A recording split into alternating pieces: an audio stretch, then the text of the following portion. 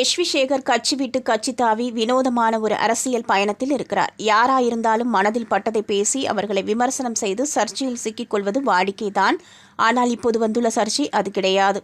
கலைஞர் டிவியில் மீனாட்சி சுந்தரம் தொடரில் இவர் நடித்து வருகிறார். அதில் வரும் ஒரு காட்சி தான் இப்போது சலசலப்பை ஏற்படுத்தி இருக்கிறது. மகன் மருமகள் என இருக்கும் குடும்பத்தின் தலைவரான இவர் இளம் பெண்ணான ஹீரோயினை திருமணம் செய்து கொள்வதுதான் இந்த சீரியலின் கதை. தற்போது வெளியாகியுள்ள புரோமோவில் இவர்களுக்குள் எப்படி திருமணம் நடக்கிறது என்பது காட்டப்பட்டுள்ளது. அதெல்லாம் சரிதான். ஆனால் தாலியை கழுத்தில்தான் கட்டுவார்கள். முடிச்சு போட்டே ரெடிமேடாக இருக்கும் காட்சி எந்த சீரியலிலும் பார்த்தது கிடையாது. ஹோட்டலில் சாம்பார் பாக்கெட்டை கட்டி வைத்திருப்பது போல தாலியை ரெடியாக அவர் கையில் வைத்திருக்கார்.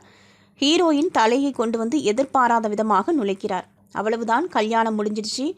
என்னங்க இது, எனக்கு ஒன்றுமே புரியல என வடிவேலு சொல்வது போல் இந்த காட்சியை பார்த்த நெட்டிசன்கள் குழப்பத்தில் இருக்கின்றனர்.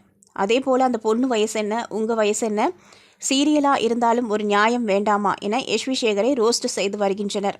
இருந்தாலும் மனுஷன் பிஜேபியை விட்டு வந்ததுக்கப்புறம் நல்லா வாழ்கிறாரு.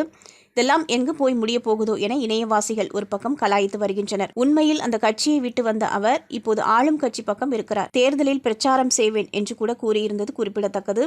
அதனால்தான் சீரியலில் ஹீரோவாக, அதுவும் இப்படி ஒரு கதையில் நடிக்க வாய்ப்பு கிடைத்ததா, ஒருவேளை இருந்தாலும் இருக்கும் என இதையும் அவருடைய எதிர்ப்பாளர்கள் சர்ச்சை லிஸ்டில் சேர்த்துள்ளனர்.